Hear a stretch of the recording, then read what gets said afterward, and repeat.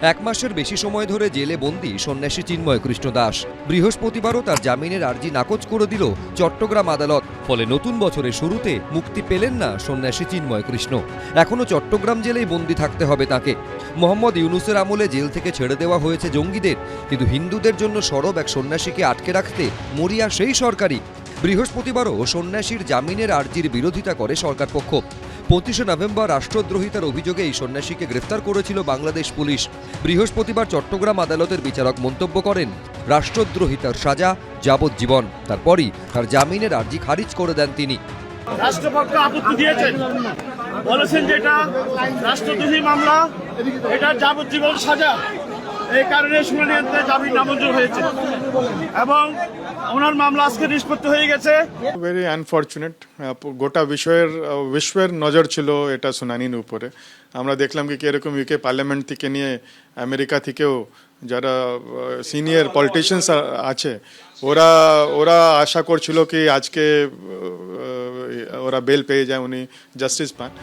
বৃহস্পতিবার বাংলাদেশের সুপ্রিম কোর্টের আইনজীবী অপূর্ব ভট্টাচার্য নেতৃত্বে 11 জন আইনজীবীর একটি দল সন্ন্যাসী চিন্ময় কৃষ্ণের হয়ে সওয়াল করেন। নিম্ন আদালতে জামিনের আর্জি খারিজের পর এবার হাইকোর্টে যাবেন বলে জানিয়েছেন তারা। আমরা জামিনটা চেয়েছি, এখন সেটা হচ্ছে আমরা হয়তো আইনগত যেটা সিস্টেম সেটা হলো উচ্চ আদালত, আমরা জামিনটা চাইবো হাইকোর্টে। আমরা আজকে কথা বলেছি দিল্লিতে সুপ্রিম কোর্টের লয়ারের সঙ্গে, যে পরবর্তীকালে আন্তর্জাতিক আদালতে এটাকে পেশ করা যায় কি না। এদিন চট্টগ্রাম আদালত চত্বরে শুনানি চলাকালীন ব্যাপক বিশৃঙ্খলা তৈরি হয় বলে দাবি করেছে দ্য গ্লোবাল বেঙ্গলি হিন্দু কোয়ালিশনের সদস্য পুষ্পিতা গুপ্ত। এক্স হ্যান্ডেলে তিনি যে ভিডিওটি পোস্ট করেছেন সেখানে শোনা গেছে ভারত বিরোধী স্লোগানও।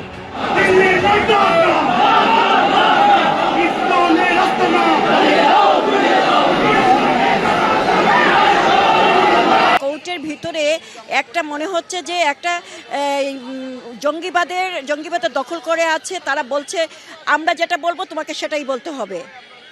কোনো জাজ বা কোনো আইন বিশেষজ্ঞ ওখানে যেতে পাচ্ছেন না, তারা ভয় পাচ্ছেন। মব জাস্টিস, একদম মব জাস্টিস যেটাকে বলে, একদম বাংলাদেশে জঙ্গিবাদ ঘিরে ফেলেছে বাংলাদেশকে। আমরা আশা করেছিলাম যে তাকে জামিন দেওয়া হবে, কিন্তু জামিন দেওয়া হয়নি। আমরা আশাহত হয়েছি। তো তারপরও আমি বলবো যে আমরা পরবর্তীতে হাইকোর্টে এটার জন্য আমরা চেষ্টা করব এবং আমরা আশা করব যে খুব দ্রুত সেখান থেকে জামিন হবে। এক মাসের বেশি সময় পেরিয়ে গিয়েছে। ইউনুস জমানার বাংলাদেশে আর কতদিন জেলে থাকতে হবে সন্ন্যাসী চিন্ময় কৃষ্ণ দাসকে? অর্ণব মুখোপাধ্যায়, সুকান্ত মুখোপাধ্যায়, এবিপি আনন্দ।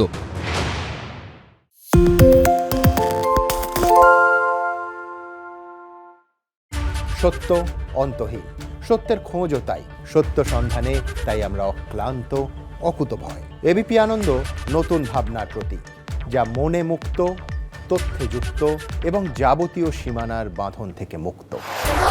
সীমা না শব্দটির মধ্যে লুকিয়ে আছে মানা শব্দটি, যেন চোখ রাঙানি এক অদৃশ্য বেড়াজাল, যা আটকে রাখে আমাদের এক ছোট্ট গণ্ডির মধ্যে। একমাত্র সঠিক খবরই গড়ে তুলবে এক মুক্ত সমাজ।